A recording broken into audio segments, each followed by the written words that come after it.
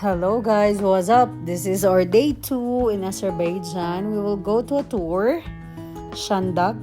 A bit sporty doon. May mga activities. So guys, this is Nisami in the morning. See, nakita nyo ang difference. Yung pinakita ko din yung gabi. It's still so nice guys. The architecture, maklear mo. This is only the normal daylight. So, aura-aura muna kami kasi morning. And then, we eat Turkish breakfast. Wala kasing breakfast sa hotel namin. It's very nice. Alam mo yung lahat, kailangan namin maubos yan.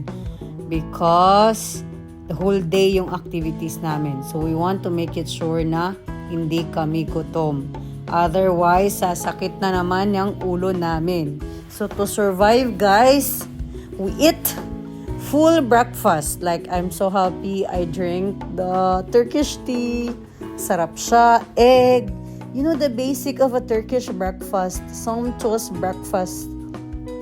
I'm a bit familiar. You know, may history tayo sa mga Turkey. Sure. So, this is the local spots while we are waiting ng sa van namin. Because we will be with a tour, with a group also. So, mga kabayan naman din. So, it's good. And their doner. We plan sana niyan kasi hindi na kami nakaabot. See guys, you see market and yan. More area, more glimpse of the street. Nisami Street in the morning. So nice. Grabe. See the vibes? And that is their market. So, ano pa guys? Mga mall yan guys, inside or shop. Imagine you go to a shop. Ala, ito pala yung Mado na sweets. At na-insert siya dyan. Pero, just a glimpse guys. Ang sarap ng kunafa, ng sweets. Pero, hindi na kami nakabalik for the sweets. So, we opted for breakfast. Pero, ang sarap niya. O, diba? O, ara-ara. Rampa-rampa. Kasi maaga pa yan eh. I think our call time. Call time? Ano artista? 9 a.m. Something like that. Guys, you see their food. Ang sarap lang. I don't know. I want to eat Mado tuloy. So, it's on the way to Shandag. Yes, Shandag. So, ayun guys. Ang ganda. Pwede nga paragliding. Ano pa dyan? Cable car. So, kaya we opted for a bit sporty look. Sporty? Well, tapos yan. They call it roller coaster. I think sa Ras Al Khaimah, they call it slider. Slider. Ooh, galing.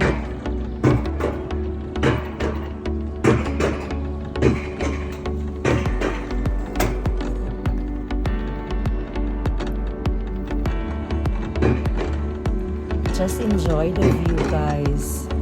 That part, pwede pa mag-video kasi mabagal pa siya.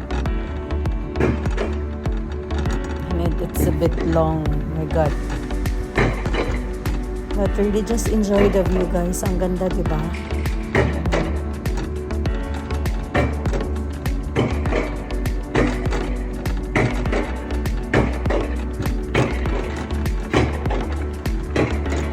It's like New Zealand.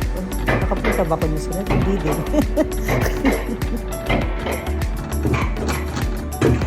It's really nice, you know.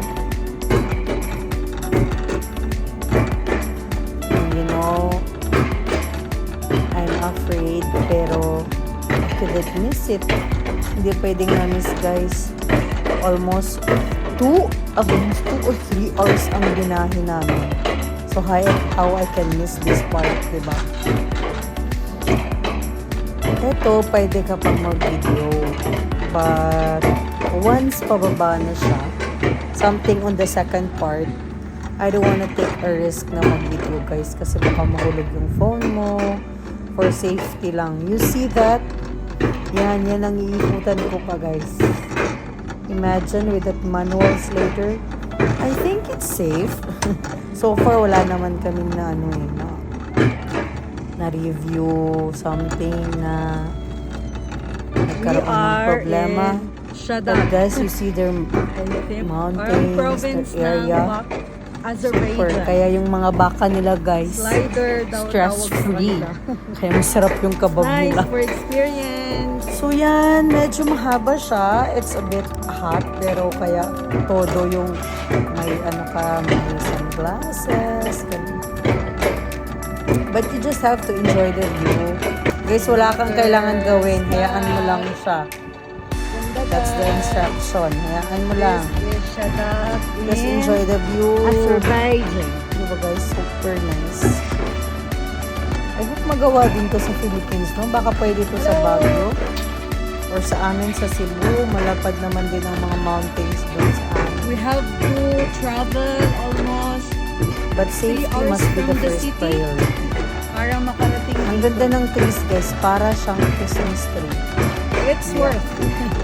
It's worth Not the sure, pero ang travel, ganda. the experience. So mainit siya. But Para with the siyang winds. Christmas tree. Dahil may hangin. So Hindi siya ganun. Para lang. Sobra talaga yung ano. New Zealand. Wow. So guys, bear with me. Medyo malayo-layo pa Wala pala. pa tayo sa exciting part. But guys, We really will have Baco is chance a to must. video This guys. is- Kasi wala pa siya Diba? yung pa-down. Massive ng ano. But pa-down, Mountain nila. dapat no careful na I don't know, maybe after 2 or 3 years, mas marami pang development na mangyayari dito. This is very unexpected trip. Nag-join lang ako guys, isang solo traveler. I think we're going And there. that's it. We booked the ticket and we fly to Azerbaijan. This is my second day in Ayun, nakikita ko Azerbaijan. yung first It's all part. worth it. Pag Parang nakatabi ka na hindi tayo palang nag-stop mag-travel, guys. That or area, gusto mo nang kung mag-travel ulit. nakikita nyo sa kabilang side, I'm It's not nice. sure. Thank you God for Hindi na giving ako me the mag-video chance. dyan because I don't Although want I miss to, home, but thank you. Happy naman din yung family ko that I tried for myself. sacrifice the Travel. safety. Although parang meron naman pala sanang mag-video, you just have to pay. Kaso we're already in the slider bago namin nalaman na saan magbayad, ganun. We thought lahat may camera, it's up to you that kung kukunin mo, hindi. Diba ganyan kasi dito This sa Dubai. is Azerbaijan, Shada guys. Sa UAE, Sobrang laki ng parang they will mountainside take all the here. videos Super. or photos and then it's up to you kung kukunin So many mo. activities. But to this pwede one dito. pala I think is this the first activities. you really have to inform them na okay, not inform, even pay in advance. We will Para go for ilagay a nila, ride. i-install nila Cable dyan car. somewhere. If you can see, parang may maliit dyan na This stick. Lalagay nila doon ang Very camera. nice. So, ayan, see, ganon. Si Jam, guys. Ayan, tapos na si Jam. Nauna akong nagtapos, so nag-antay ako sa kanya. So, it's one of the ride. Gusto ko sanang mag-paragliding. They said 65 daw. Tinanong ko 165. Oh my God, I can't. Kasi plus times 2, it will cost me like almost 400. So, next na lang yung ginawa namin, yung cable ride, which is 20 manat. So, nasa, 40 dirhams, diba? Although, same view, at least closer look to their mountain. And then, first time ko ata na ganito. Oh, video. I have to. Ano? See, Hey, chill lang kami. Welcome to Jam was Switzerland. making fun of me. Welcome to Switzerland. Ganun pala, Okay. pag ganyan guys, dapat suot nyo, jeans, or comfy jogging pants. Akin naman Yeah, medyo you're so slacks rude, yun eh. Kasi you cannot wear dress in that part, I'm not sure. Hindi ata comfortable. But it's nice. Hindi ako nag-regret that I bring my blue blazer. Hello guys. Manipis Welcome lang to yan but it's Switzerland. helped me sa sun. And dagdag naman ng OOTD. Maganda. I just can't imagine kung Look at the view, ganun. snow siya, di ba? But it's nice. You witness the greenery parts. Ang ganda lang. I enjoy this trip. Parang kalma ka. No slider, medyo ka, di ba? You take an effort. Especially yung pababa guys, ang sakit sa likod nun. For those who have back pain, medyo hindi yun advisable ang slider. Something that roller coaster, they call it roller coaster. Pero ito, chill lang. Just sit there, enjoy the view, enjoy the fresh air. Yun lang. And I think if you see that part guys, yung iba, ayan, kasama namin yan na sa tour, kaya pinicturean namin. So, ang ganda, diba? Aura-aura lang with the blue. And next guys, dun kami sa tinatawag nila na yung iba, Guba Hills. G-U-B-A. Iba naman Cuba, but I think it is spelled as letter G. Guba Hill, Guba. Ang ganda lang kasi mountain, river, parang actually mountain resort siya.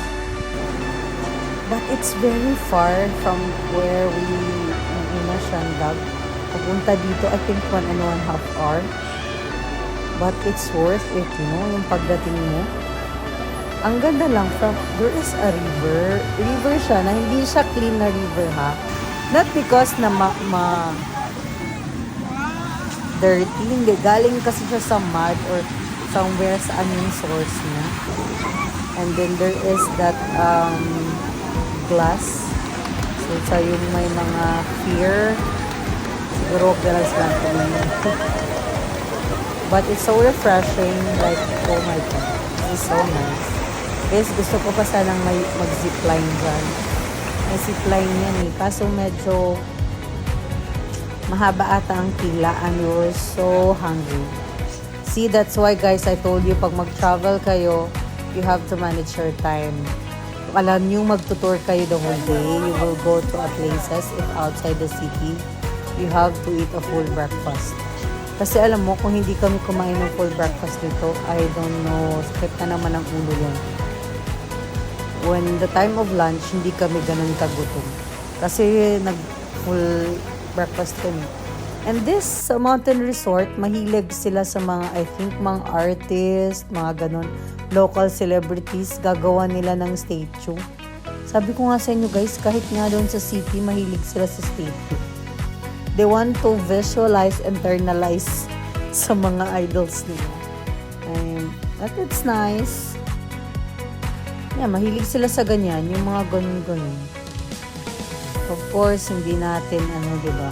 Wala tayong papalampasin, basta magandang view. Mountain Breeze Resort pala. And guys, this is the one of the delicious kapag sinakain ko. Ay, oo nga.